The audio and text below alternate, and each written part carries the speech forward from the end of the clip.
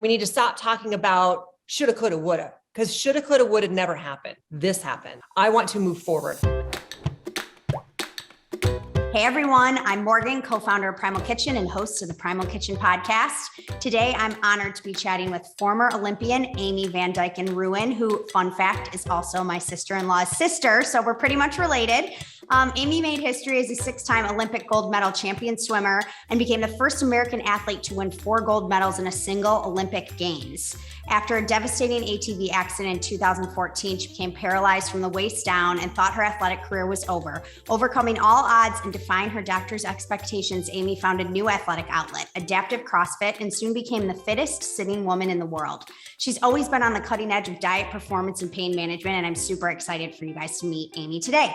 Before we hear Amy's story, a brief reminder that any and all opinions and views shared by hosts and guests of this podcast are the speaker's own and do not represent the view of Primal Kitchen or its affiliates or parent company. Hi, Amy. Morgan, it's so good to see you. No kidding. It's so good to see you. I mean, last time we saw each other was like in Los Angeles forever ago. I feel like it's crazy. I want to say like 4 or 5 years ago. Yeah. That's nuts. Crazy. Yeah. Because Riker was just baby. Yeah. And I've been keeping up, with you through Katie. So I feel like I haven't missed a beat, but I'm super excited. Thanks so much for being here. There's like so many different directions we could go, but I want you to just like catch everyone. I know this is such a loaded question, but you got to like tell your story because it's so great. So just start there for the audience.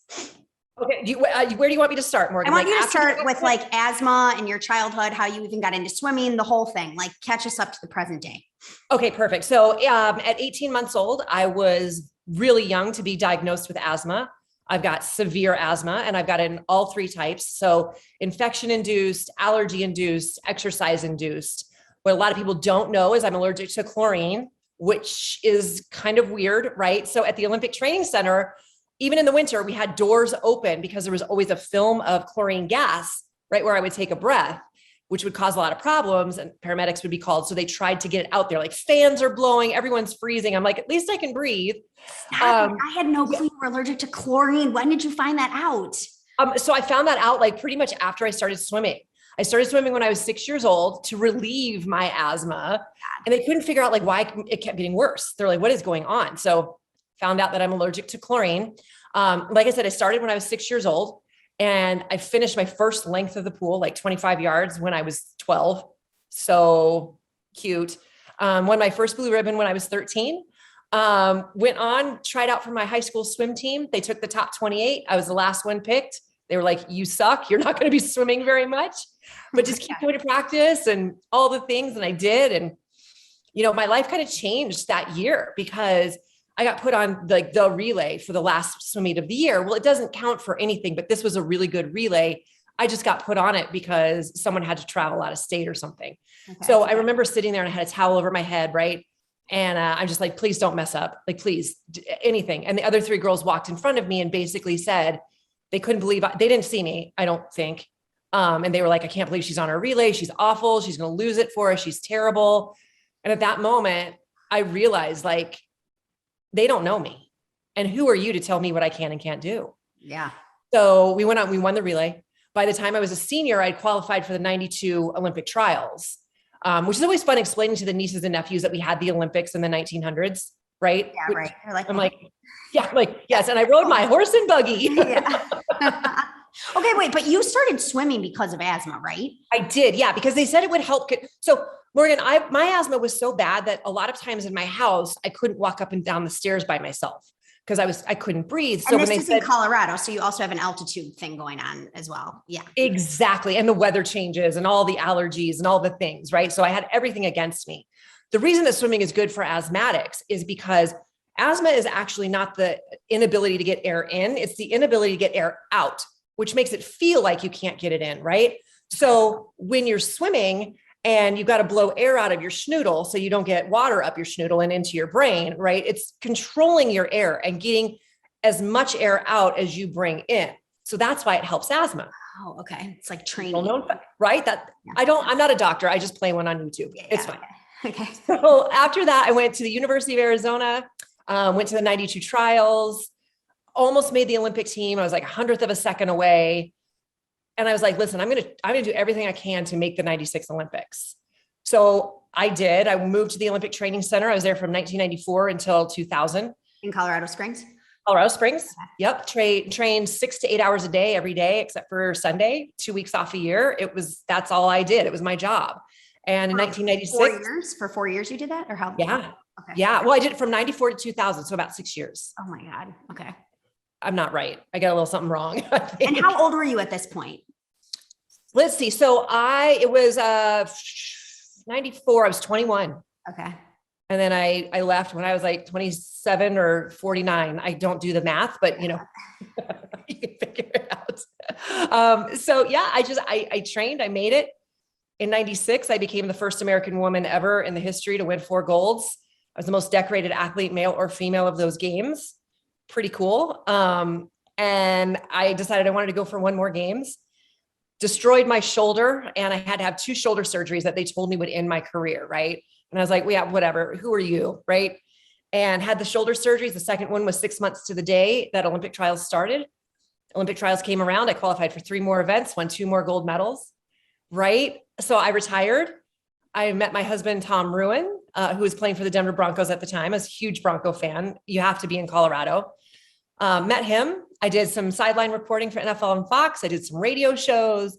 I did a national radio show on Fox Sports Radio, where at the time I was the only female voice, which was kind of cool and daunting at the same time. Now there's females all over sports radio, which is spectacular.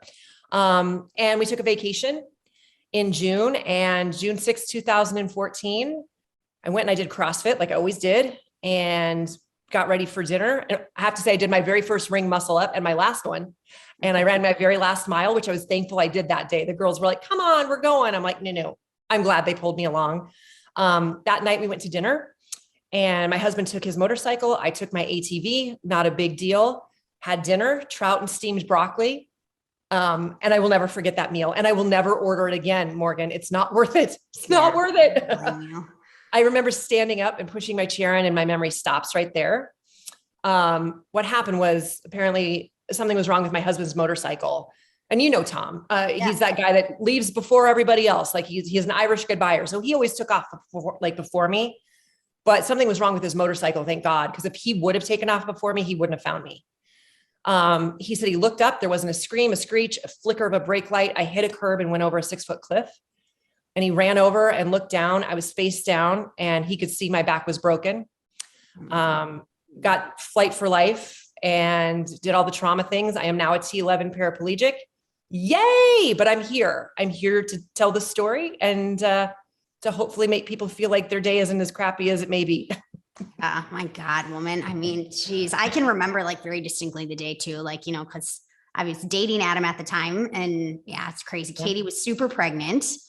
Yes. Super pregnant. Your sister. Yeah. Yeah. Remember, she had to like fake that she wasn't pregnant to get on the plane. Oh yeah. And then she was there, and oh my gosh, I remember like waking up in the ICU, and I see my sister. I'm like, what are you doing here? You're going to pop. Yeah. Only Katie could fake she's not pregnant at 9 months pregnant. That bitch. Anyway, okay. Backing up a little bit, because I feel like there's so much to unpack before we even get to this point. So how did you get so good at swimming? Like, I don't understand.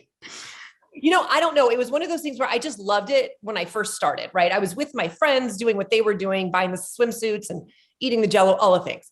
And I just kept practicing, and I just kept getting better. Right. And I kept getting great coaches that would teach me different things. And I just think, I will be honest, there is a God-given talent there, right? I'm 6 feet tall. I've got very long arms and legs, which is great levers through the water. So I think that really helped. But also the coaching that I had along the way was spectacular. And the fact that some would argue, but I feel I'm very coachable. I think that was helpful. Yeah, no, you're super. Why do you think you're coachable? I have a theory, but I want to hear like why you think why you say that. I feel like I don't know everything, right? And these are people who know more than me, and they're telling me what to do. I want to be better. Like I want to be the best. And if they're telling me that this will get me there, I will do it. Yeah. So, within reason, like, let's be honest. Yeah. But you have you're always pushing the boundaries. Like since I've known you, you were always like trying diets that were like before they were popular. You've always kind of been someone who's like been on the cutting edge of everything. Like, and also I think you're super direct. And so I could see how you'd be easy to coach, because like you can take anything and probably give it back or be like, no, I don't think that's going to work for me. I just feel like there'd be a good like banter there. Yeah. Yeah. Well, it's funny because my CrossFit coach just the other day, someone said something about me in a wheelchair, or he did. And someone looked at me, he goes, no. If you offend Amy, like you've really gone off the outer limits, because it's just, she doesn't get it. So you're right. I'm direct, but I also take direct back. Yeah. I'm pretty hard to offend too. So I appreciate that in a person, because I feel like I'm also easily offending other people. So it's nice if someone else is less offended as well. So what was it like training for 6 to 8 hours a day how did you even survive that? It was hard, right? I mean, it was a lot of calories in. We did tests and all the things. And I think this is why I always love to do the bigger, better, newer things, is because we were on the cutting edge. And we did some tests and found out that I personally need 4,500 calories a day when I was training just to maintain my weight. And so that's what we did. What did you eat? How did you eat 4,500 calories a day?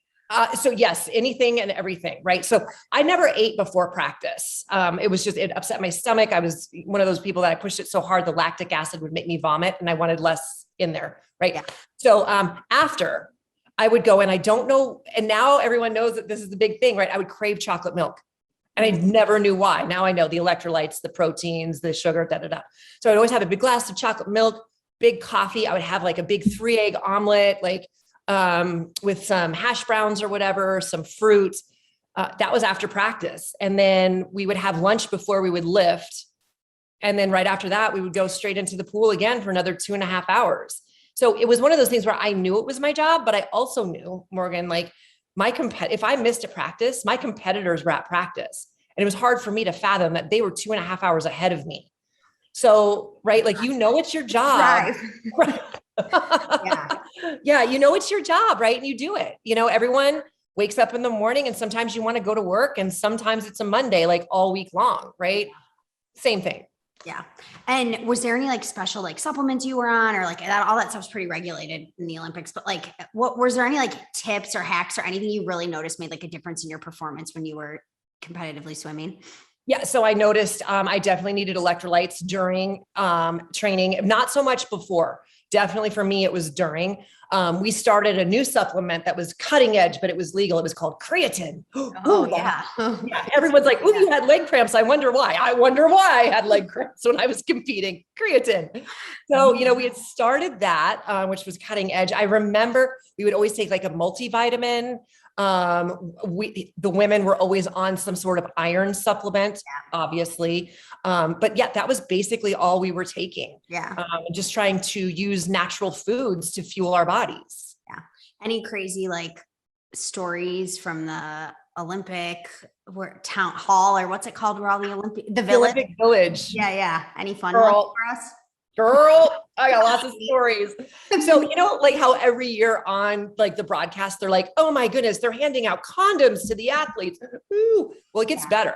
Not only are they handing them out, and not only they're gone every single Olympics, they do them in gold, silver, and bronze. Stop it. Oh yeah. So like, if you hear from people, right? Like I was in a relationship during my Olympic days, but people would always be like, oh yeah, you hook up with a guy with the bronze. You're like, ooh, no, I can't do it. And it really is. It is like the fittest athletes on the planet, all at the top peak of there were things going on. I'm going to tell you, you never wanted to open a door without knocking. Yeah. Even a stairwell, right? Like I remember one time I was on the second floor. Nope, knock. Because you don't want to open that door. I mean, it's just nuts. But the thing is, it's so cool, right? Like you go in there and there's all these buildings and they've got all these flags from all these different countries. And, athletes are hanging out outside, and you go meet them, like these athletes that you've seen compete. And you're like, oh my gosh, I'm with them.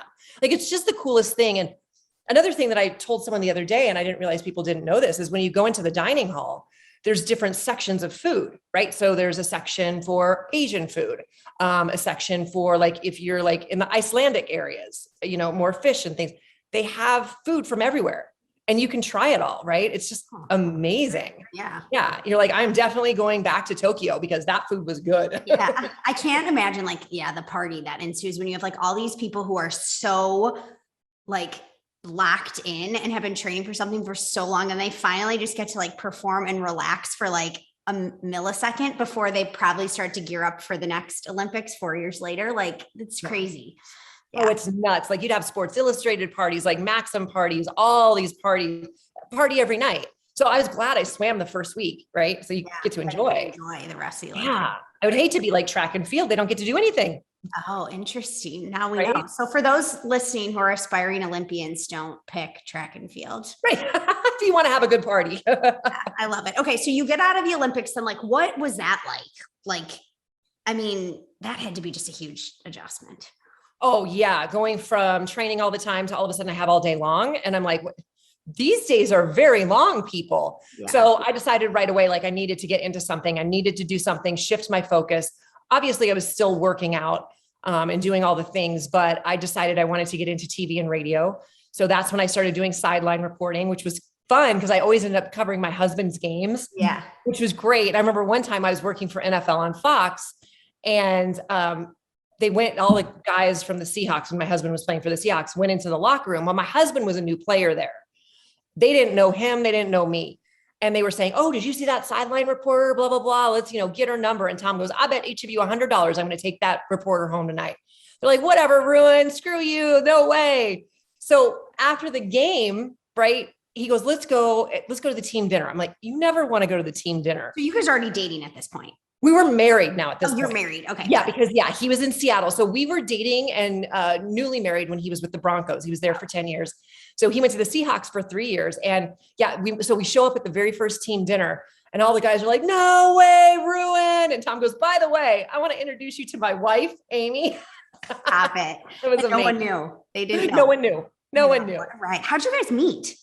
So we met after one of his Bronco games. Okay. So I'll tell you the whole story. Catherine, my sister, is involved in this whole hot mess. So her and I went to the Bronco game. It was a preseason game. Well, I was dating a baseball player and we went to this place to meet afterwards.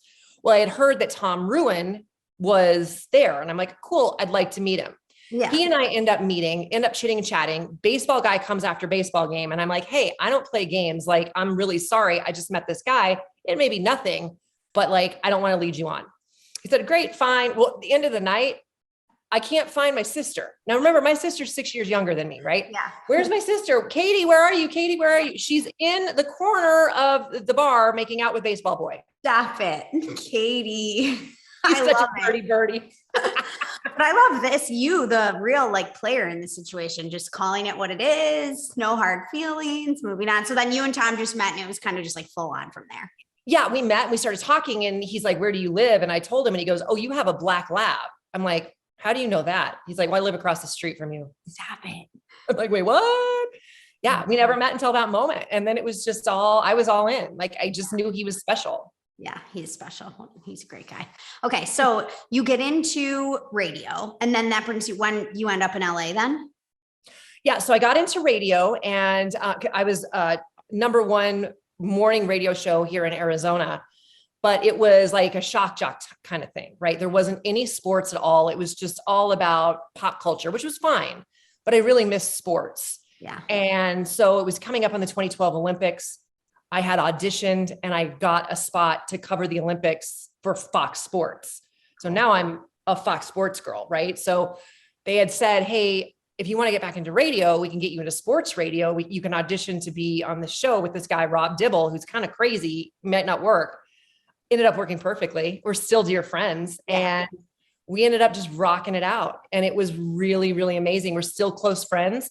I still get tweets from people wondering when we're getting back together. Yeah. He's doing an amazing show in Connecticut. So he doesn't really have the time, but maybe someday we'll do another podcast together. I think it'd be really fun. Rob, if you're listening, that's great. And what were you doing all this time? Did you stay, because you were always trying crazy diets or when did you get into paleo? I know you did keto for a while. I don't know if you're still doing it. Take me through your nutrition journey. Sure. So after I had to eat 4,500 calories a day, right, to maintain my weight, I remember Tom asking me after I retired, what's the first thing you want to do? I said, I don't want to eat. I'm done eating, right? I had to force feed myself so much. So I literally did that. I was just stupid. And I started feeling like crap, you don't survive on Diet Coke and coffee. It's not going to work for you. Yeah. So then I started researching a whole bunch of things. And at the time it was like the eat for your blood type of thing. Yeah. Right. And I started doing that. Like I'm an O positive. And so I read that, you eat meat, you don't eat glutens, you don't eat grain, you don't drink cow's milk, all of these things. And all of a sudden I noticed I started feeling better. And I'm like, this is really weird. So then through the years, you tried a few other different things to see how my body would react. I always loved to see how my body would react. When I got into CrossFit seriously, when I was able-bodied, that's when I started the paleo thing. And I was like, listen, this makes sense to me, right? Like how they're having people eat. So again, I started doing it. Muscles started coming back. I still maintained a good, healthy weight. And I was performing really well. I was paleo until I got out of ICU.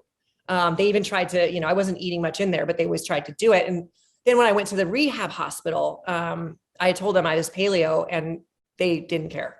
So then it went on to the other way. What happens with that and what happens with an injury, I have got nerve pain. So from my belly button all the way down to my tippy toes, every single day, even right now, pins, needles, tingling. Sometimes it's knife stabs. When it gets really bad, I feel like my skin is being ripped from my body. And then we go in and get help. But through this happening and me eating poorly and being put on medicine for that, which then blows you up, I'm like, I got to do something. Like, this is ridiculous. Yeah. Like I started, or what medicine did they have you on like like Lyrica. Okay. Yeah. Which is a great medicine. It's like gabapentin, right? But you start taking it and you look in the mirror, you're like, who's this fat person? Yeah. Okay. I gained 50 pounds like overnight. Like it's really what it felt like.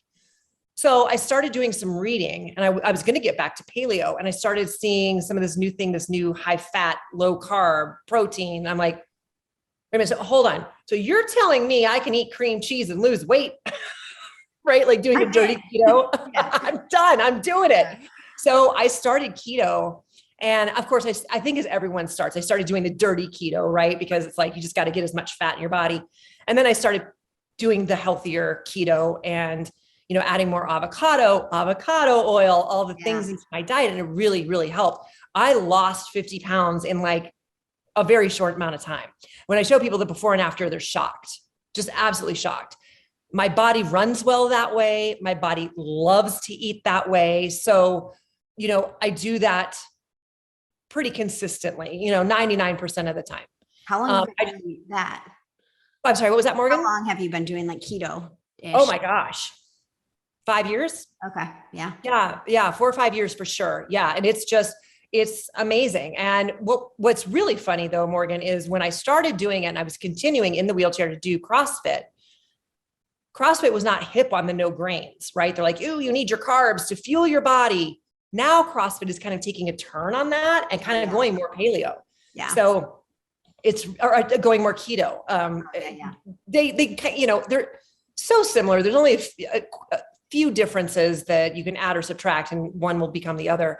But for the most part, a lot of the people in my gym are, if they're not paleo, they're keto. Yeah. Which is great. Did you do CrossFit before the accident, or did you just get into it after?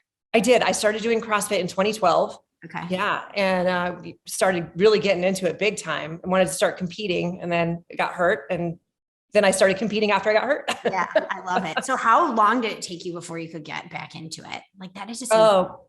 Morgan, it took a while. I mean, what people don't realize is a lot of time, like if this is your spine, a lot of times when people dislocate, it's like this, right? If you look at my x-rays, thank you, TMZ, it's this. So it was a lot to get it back. My vertebrae was half of a hair length from my aorta. So I almost died. So this was a big surgery that I had. Not that everyone's isn't, but I was in a lot of pain afterwards. So I really didn't do anything, I want to say, except for rehab for a good year. Yeah. And then I started talking to my friend, Kevin Ogar, who was a CrossFitter, got injured, was one of the guys that started adaptive CrossFit.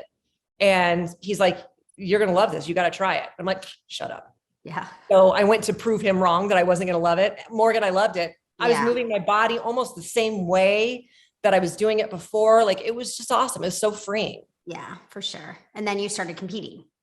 I started competing. Yeah. The way that it started was I asked my coach, I go, I want to do the open just to see if I can do it, like to see if I can survive. So not only did I survive, I qualified for our CrossFit games. I'm like, okay, let's go. I went and I got second. I'm like, what? Who is this woman? So I've been doing it ever since. I do all the competitions. If they would have had wheelchairs in the CrossFit games, I would have qualified, because in the open, I was second and they took top 5. So hopefully this year we'll be in the games, and then I'll probably retire after that, because I'm getting old. Okay. So one of our good brand friends, David Woods, he worked at Whole Foods. Do you know David? I know the name. Absolutely. Okay, so he's now at CrossFit. I'm going to like ping him. You got to connect. He's like amazing. He's pretty high up there now, but he worked at Whole Foods. He got us into the Rocky Mountain region in Whole Foods. And then he went to Whole Foods corporate in Austin, and he's since gone to work for CrossFit. So I'm going to connect you to, you should definitely know David. I would love that. I would love that. Thanks, Morgan. Maybe he's like the CMO or I don't know, something there now. I'm terrible with this stuff, but yeah. Okay. So has this just been like, have you been in the pool since? I have. You have. I have. I mean, behind me, I know it's blurred out because I don't clean up after my dog. He's got toys everywhere. There's a pool back there, right? It's a big pool. It's a nice pool. And I do not feel paralyzed unless I am in that swimming pool. Yeah. Right. Like my happy place used to be going to the bottom of the pool and like laying there and looking up for a few minutes, because I could hold my breath forever. And it was quiet. You could hear the water and there was no one talking at you or to you or whatever.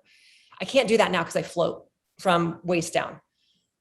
Well, people are like, well, you can swim. Yeah, I can. But here's the problem is that I don't have a core or back muscles. I think I have like 2 abs, which is great.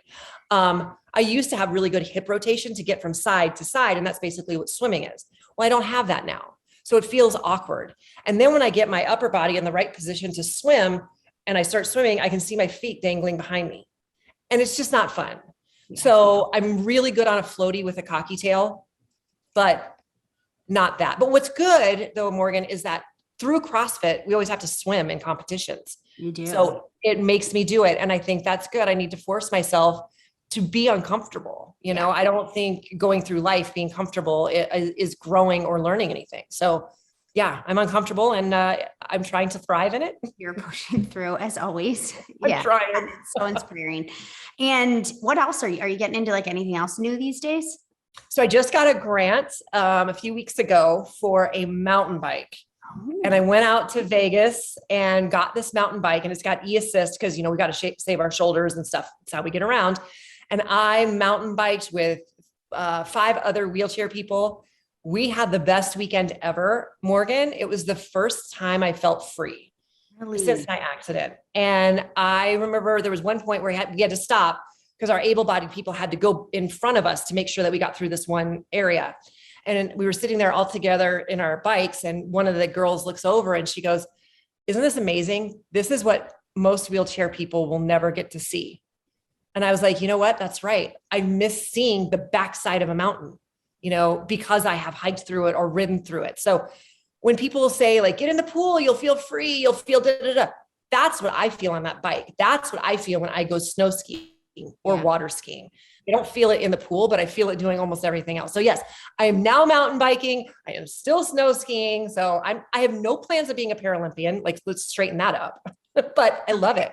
Okay. And I'm enjoying every moment of it. Yeah. But I mean, Amy, this has been like such a journey. I feel like just like, mental health is such a big thing, right? We've got like Olympic athletes coming out with like, just being honest about like mental health, or even me. Like I emailed our team, like Kraft offers, we, sold the company to Kraft Heinz. They offer free therapy, like 5 sessions free. And I emailed our whole team. I was like, look, I've been in therapy since I was 24. You guys need to take advantage of this. Like, I mean, what has your like mental health journey been like? Like, where do you think you are along the path? And like, what tips do you have for people who, this is like a serious amount of adversity you've overcome. I mean, a serious amount. Like, it seems like your entire life, like being an Olympic athlete with this huge asthma diagnosis at 18 months. And then this, like, I'm just curious what tips you have for people listening. And I want to know more about your like mental health journey. So one of the things that I think was really important for me and for my friends and family was when I was in ICU. I don't remember what the question was, and I don't remember what had happened before. I remember looking at my people and saying, we need to stop. We need to stop talking about the past and what was. And we need to stop talking about shoulda, coulda, woulda, because shoulda, coulda, woulda never happened. This happened. I want to move forward. I want to move forward with my life, and we have to do that. And I think for my mental health, I needed to do that because yes, I was the best athlete in the world for a long time. And now I, at that time, needed help getting in and out of the bed.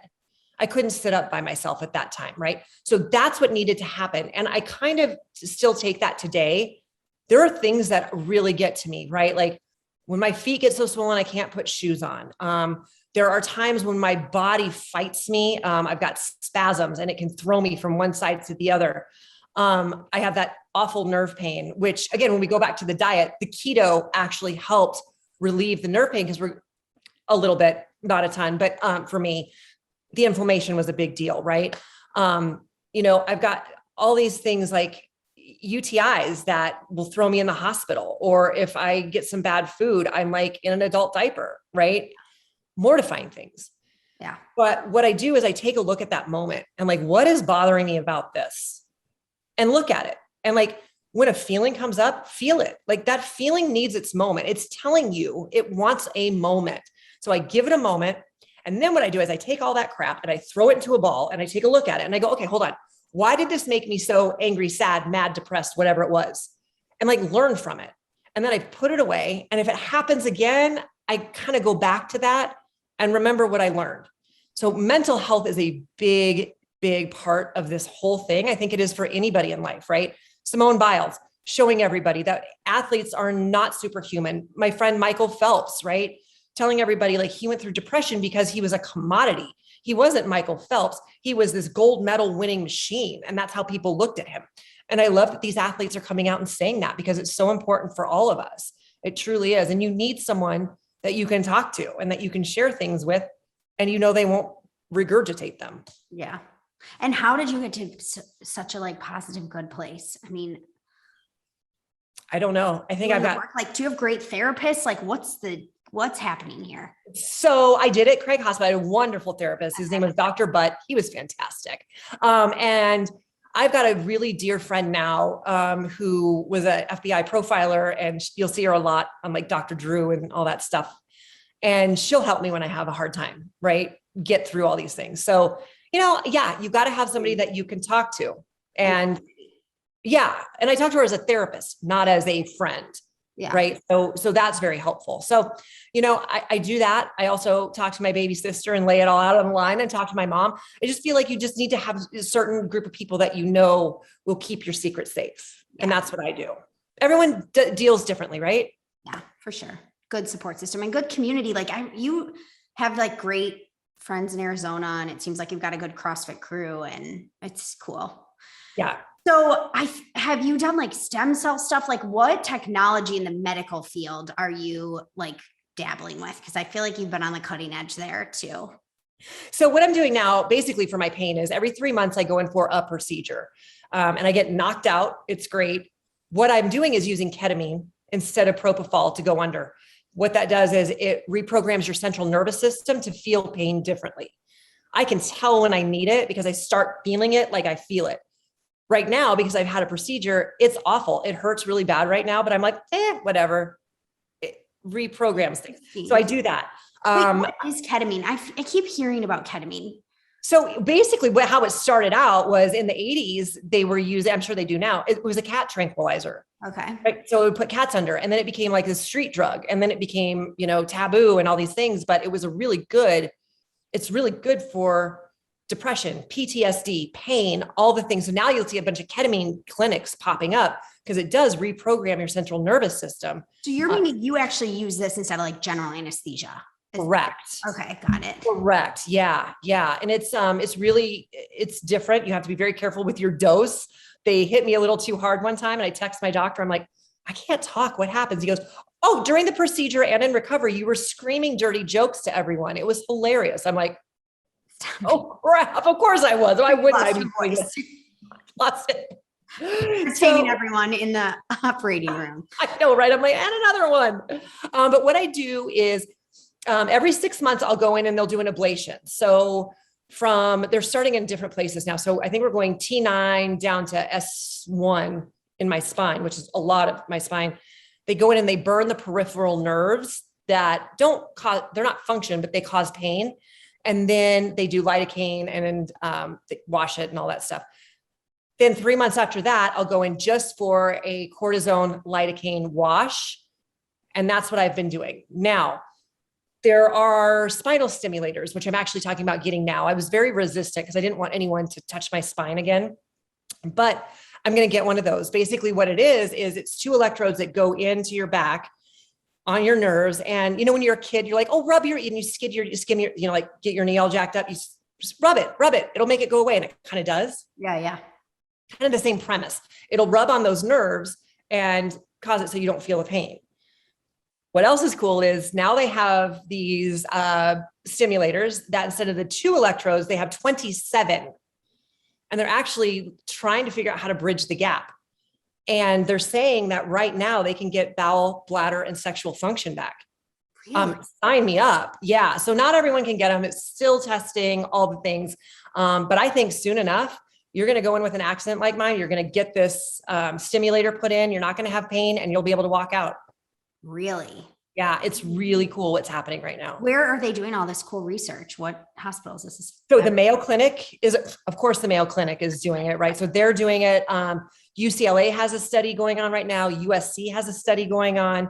The Reeve Foundation has been doing something for a while. Nothing has really been coming out from them for a while. So I don't know what they're doing, but also independent doctors are doing different things. So yeah. As weird as this sounds, it's a great time to be paralyzed. Yeah. God, you're like have the best mentality. Like, how did you get like this, Amy? It's just like so amazing. You're like, were you always like this? Like when you were little, were you like this?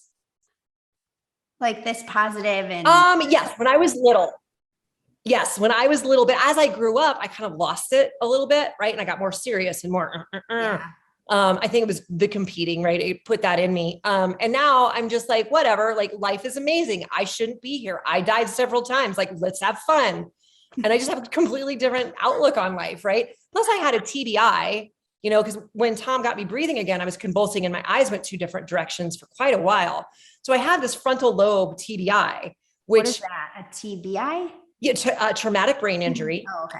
And it really does mess you up. Like, I used to love red wine and chocolate. And now the sound of that makes me want to throw up. And I always kind of never had a filter, but now it's worse. I literally cannot stop what comes out. So sometimes it's fun. Sometimes we get in trouble. You know what? It's life. It's all good. Life is short. It really is. Yeah. And this is like totally sidetracking here, but I remember like your parents, they were out in California. I think they might've stayed at our house or they definitely did. Cause your mom left me like the nicest gift basket ever that only your mom would leave someone, but they had like a pretty big experiment with the keto diet as well. I remember cause your mom had that car accident and tell me a little bit about that. Because she had huge success with the keto diet, didn't she? Huge success. Mom's weight, has always kind of fluctuated. And not when I was a kid. When I was a kid, she was perfect, just like Katie, right? Really super skinny, all the things. Then I had a brother who passed 5 days after my 5th birthday. He was 3. And after that, the depression kicked in and blah, blah, blah. So anyway, mom gets in this accident, gets this another TBI. Her and I are fun together, by the way. It's hilarious. Yeah. And she, wanted to help herself. So she got on the keto diet. Weight is completely maintained. Dad got on the keto diet. He had leukemia and now he's got some cancer. And the keto diet is really helping alleviate a lot of their symptoms. Mom feels better. She feels she can think better. So cognitively, she's better, right? And they just have so much energy. My dad's 80. My mom's what is she, 73? And they're just like, whatever. Yeah. It's awesome. They're great. No one has as good of an attitude as your mom does. Maybe you get a little bit of it from that. So let's see, today you're most excited about what? Competing in CrossFit, all this, what are you most excited about in life these days? New puppy? Yep. We have a new rescue puppy. He's a little pit bull Labrador Malinois mix. He's a hot mess, but he is fabulous and perfect and magical. I'm excited about that. I'm excited about my new bike that I just got. We call her Betty Badass, right? Because Betty's reliable, but she is also hardcore. So I'm excited to ride her and I'm excited to go play with my friends later on tonight at CrossFit. I'm just, the thing that I love right now is just, I love life. I really do. And I don't know if it was because it was taken away from me so many times that I now just really value it. And I want every moment in my life to count for something. Right. Yeah. I mean, I have moments where I sit and watch YouTube, sit on the sofa, but, go out and do things and have fun. That's just what I'm excited about right now. I'm excited about talking to Morgan. Yeah, I'm excited about talking to you, man. It's been like too long. I I remember know. like, God, it was like 7 years ago. We were like sitting in CJ and Katie's kitchen. And I was like, all right, Amy, should I get Botox? What? I remember you were like giving me the scoop on like everything. I'm like, God, I just need some direct Amy advice in my life. You were maybe like dabbling with some diet thing. You just always like so ahead of it. Okay. What about people? Like, are you like involved in the adaptive community? Like, you're meeting a lot of people? I know you had like a nonprofit for a little while. Like how active have you been? What's been going on there? Are you mentoring people? Like, Yep. Always mentoring people. I'm always getting new phone numbers from people like, hey, can you talk to so-and-so? I think it's very, very important because you don't get it unless you have to get it. Right. So these people who are getting injured and ending up in wheelchairs, they think their life's over. Right. And I think it's great to have a mentor there that they can call at any time of the day or night that can talk them off the ledge, because the first year after injury is gnarly and you don't feel normal and you don't feel right. And you don't have anyone to talk to because no one's been through it unless you have a mentor. So I mentor all the time, several people, very important. I'm also involved with Challenge Athletes Foundation. I love the work that they do. A lot of the Paralympians that you see, their prosthetics, wheelchairs, all of that probably come from them. It's amazing.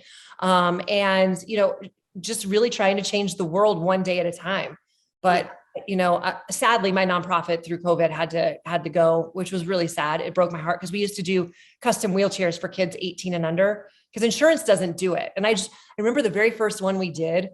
And it was this little girl named Emma. I'm never going to forget it. And she had one of those wheelchairs that kids get, those big, heavy things that you see like in the airport or the hospital. So she gets her new chair and her sister picked it up and almost threw it through the window because it was so light. She wasn't expecting that. And as we were leaving, Emma said to her mom, I don't think I want to be homeschooled anymore. I think I want to go to in-person school. And she has been going to in-person school and she's a rock star. But it's just, that was the best part of things, right? You got to pay it forward and make someone else's life awesome, because I had so much help that I need to make sure that I can repay for that. So I try to do that all the time. Yeah. Well, was there like any blessings to come out of all of this? Oh yeah, absolutely. I am probably a better person today than I was the day of my accident. And one example, and I use this example a lot, so if you've heard it, like, forgive me, but there was one day I was leaving a store. I held the door open for this guy. He walks right through, right? Like, not a head bob, not eye contact, not a middle finger, nothing. So of course, in true Amy fashion, I go, "You're welcome, Your Royal Highness. And next time we'll make sure we have the red carpet rolled out for you." Like, right. I'm just like, you turd ball. Like, why did you not even bump my arm? Nothing. Well, then my accident happens, right? And we had 2 waiting rooms filled with friends and family. And Tom was in a corner rocking back and forth. Like, that's all he could do. He couldn't talk. But let's say Tom had to use the restroom, right? And someone held the door open for him. Tom did not have the ability at that moment to look at someone in the eye, give him a head bob, say thank you, give him a middle finger. So I think back to that moment and I'm like, what was that guy going through? That he couldn't do that. And then I started realizing I'm not the only one that has issues. Tom's not the only one. It's everybody. So give people a break. So the blessing through this accident is I'm fast going downhill, and then I'm a lot less jaded towards people, and I give people more of a break than I used to. Yeah. It's such a nice way to go through life. I got to remember that sometimes too. We're all walking around with our shit, right? I mean, yeah. Some people's is visible and other people's is not. Absolutely. And the ones that are not visible, those are the ones we need to be more careful of. Yeah. Really hurting for sure. Yeah. And so you're splitting your time these days between Arizona and Colorado, correct? Correct. Yes. Yeah. Summer's in Colorado, the rest of the year here in Arizona. And are you loving Colorado? And how long have you've had your place in what, Denver? We've had our place in Denver for, I think this was our 4th year, but we all grew up there. We've always had a place there, be it in the mountains or whatever. We're now downtown, right across the street from Coors Field, which is amazing. Yeah. Baseball games going on. And we're like, oh, it's a great game. Let's go. And we book it on over. Yeah. So yeah, it's just awesome. It's the way to go. Yeah. That's perfect. Yeah. Okay. So I'm curious now you're competing. How serious are you about your CrossFit competition these days? And how often are you training? Are you going to CrossFit every day? Every day. And I will do the class WOD, right? Which is the hour of class. And then I've got 3 or 4 other workouts a day that I do. So I'm very serious about this. Like if I get to go to the actual CrossFit games, I want to go there and show people that, yes, I am in my late 40s. Yes, I am in my wheelchair. It should not slow you down because it's not slowing me down. So that's kind of what I want to do. Right. So I want to win the darn thing. Ooh, I just said it out loud. Yeah, you go, girl. And where is it? Is it still in Madison? The game? It is still in Madison. Yeah. This next summer. So are we going to see you there next summer, you think? I hope so. I hope they allow the seated athletes in. You know, we were so close last year, and hopefully this year we'll get it. Oh, I'm totally calling David Woods after this. And then Adam and I will come down because we'll be up like the place where we spend the summer is like only 3 hours from Madison. So we could like totally connect in. I'm here for it. I'm really we got to make this happen. We're going to harass some people at CrossFit. All right. What's like one big piece of advice you would give everyone listening? Wow. Listen, it's so cliche, but like, don't sweat the small stuff. You know, I know there are times where like you do something that's stupid and embarrassing and like you think about it all the time and you just go over it and no one else is thinking about it, but you are, and it's driving you nuts. Just an example, you know, look at the bigger picture. Like it's amazing. I'm looking outside right now. Like it's gorgeous. There's the mountains, there's the swimming pool. I've got my dog. Life is just awesome. So remember the bigger picture of things. Yeah, I like that. Who's inspiring you these days? Anyone you're following that's doing cool stuff? Oh my gosh, absolutely. So I've got a friend, his name is Max. He's from Germany. I actually rode with him a few weeks ago. We've been Instagram friends for 7 years. I finally got to meet the guy. He's amazing, right? And he's doing a lot of great things within the community. Let's see, I'm also following, I follow a lot of CrossFitters, obviously, and a lot of adaptive athletes. And some crazy dog, I feel like I need to look it up, and some crazy dog stuff, right? Yeah. And like, I also follow things drunk people do. Oh yeah, fun. Hoping I don't see myself on there at one point. I hear you. Are you fasting at all, or are you just like doing keto? Great question. Yes, I have actually, without even knowing it, done intermittent fasting my entire life. Like I was never YouTube. Yeah. I mean, I was never that person. I can't do anything other than coffee in the morning. I don't usually get hungry until like 1, 2, 3 in the afternoon. So yeah, I'm still fasting. And I think it's amazing for people. There are the naysayers, of course, out there. They're like, it screws with women's hormones, but the studies actually show that that is not accurate, that it actually helps women more than it helps men. So yeah, I'm a big faster. Yeah. Love it. I have the same thing. If I like play tennis, if I ate, we went out, I think like the kids were up early. So we went out to a coffee shop and I ended up eating a bunch of breakfast, which I never do. And then I went and played tennis. I couldn't even move. Yeah. Like it was, and surfing, you know, we lived in LA and we surfed a lot. Like you don't want to eat before you go lay on your stomach and paddle around. So I never really ate then. And it's amazing. Just, I'm the same way. I have not intentional. Before intermittent fasting was a thing, I have never been like a big breakfast person. And now we just don't have to feel guilty about it anymore since the science has proven we're not crazy. Correct. So then what does like a day in the life of food look like? So you're not on, I love this dirty keto, which I haven't really heard before, but it's like so true. Junk food keto. So now that you're not doing junk food keto, like what is a day? What's the diet looking like these days? So the diet is first thing in the morning, I got my big old 40-ounce hydro flask and I will chug one of these, like just first thing. Then I come out and I do my black coffee because we don't want to spike that insulin. Yep. I go to CrossFit and then I will come home, and I usually get home when I'm kind of hungry, right? So I may make a protein shake while I'm getting my lunch ready. Let's talk about today. So today I've got a beautiful field green salad. And I have put some chicken thigh on top of it. And with the salad, I put a lot of veggies.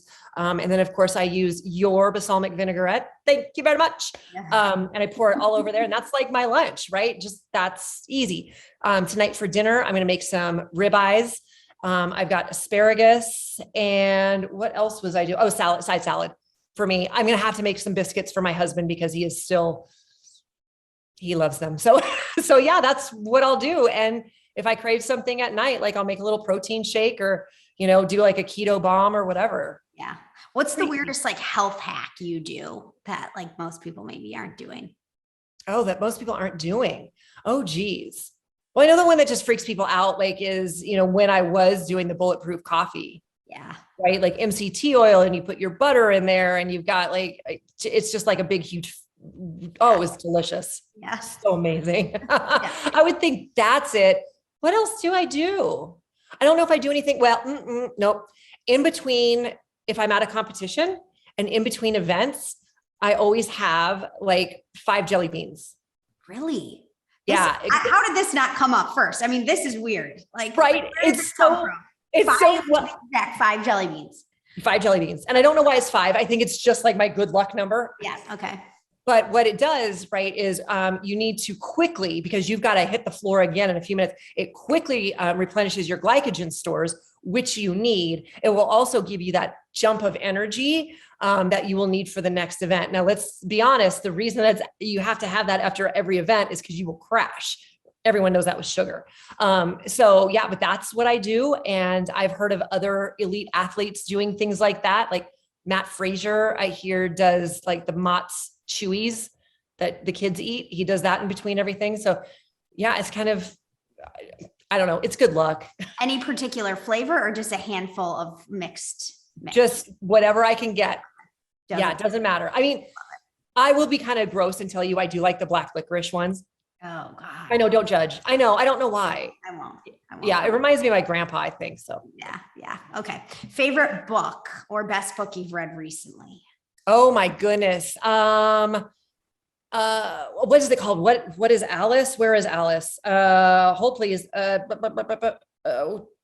balls.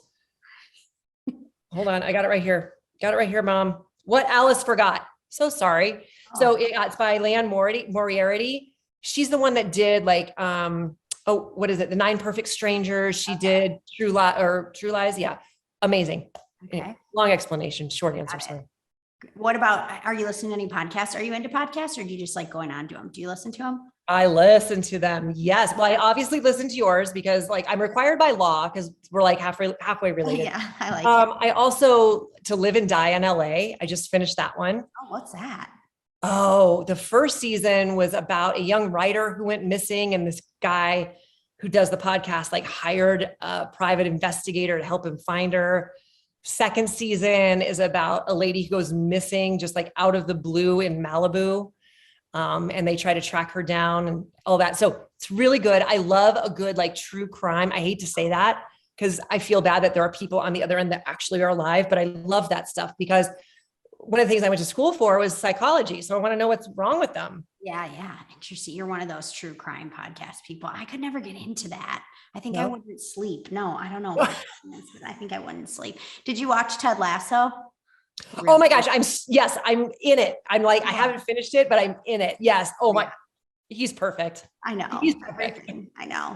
But really, I'm just like, are you in the season 1 or 2? 1. Okay. Then, I mean, season 2, the love I have for Roy Kent is like, it's actually like one of my coworkers was like, there's like a disease I studied in college where you like think celebrities are real people. And I think you have this for the Ted Lasso characters, in particular, Roy Kent. Like, I'm just, okay. But he really makes season 2. Season 1, like, not so much, but yeah, season 2, Roy Kent, you just gotta finish it. And you're going to text me like you were so right. And I'm in love with him too, but okay. What is something most people don't know about you? I wanted to be a lawyer. Really? And I wanted to be a specific type of lawyer. It's called a guardian ad litem. Basically what that is it's not a prosecutor or a defense attorney. I would be specifically for me, I wanted to do children that want to be emancipated, children that are in the center of a divorce. And I would represent the people who are not represented. Right. They also do this for people who are going through with dementia and things like that. So that's what I want to do. Guardian ad litem. And have you been following the Britney Spears story then? Girl, listen, I listen to heavy metal, but like Britney is my girl. One time we were at a store together and she tried on a pair of pants and didn't like them and threw them over, like, you know how you hang them over the door. Yeah. And my friend grabbed them and goes, Amy, try these on. So like I tried on the pants right after Britney. Like I love her. Following the story. Yes. So excited that she's getting her family out of there. Girl. I know. Yeah. That kind of reminds me of a little bit about that field of law you're talking about, but I'm sure it's not really related, but it just sparked the memory, the Free Britney movement. Thoughts for me. I'm excited for that conservatorship to come to an end too. Okay. This is my last one for you. If you were a Primal Kitchen product, which would you be? Girl, I'm going to be that spicy Chipotle mayo because I put it on everything. And, it's a little creamy. It goes down easy, but it's got a little spice. Yeah. That's actually always my answer too. Cause I feel like mayonnaise is so Midwest, but then it's like spunky Midwest because the spice. So I love it. Yeah. Well, this is awesome, Amy. Thanks so much for coming on. Can you just share with everyone where they can find you? And it was such a pleasure talking to you. But yeah, give the audience a little tip on where they can follow up and keep an eye on what you're up to. Sure. So I'm on the TikTok. I am on the Twitter, and I am on the Instagrams, and all of those, because I'm not smart and I like to keep it easy, at Amy Van Dyken. So come play. We do some fun stuff. Awesome. Thanks, Amy.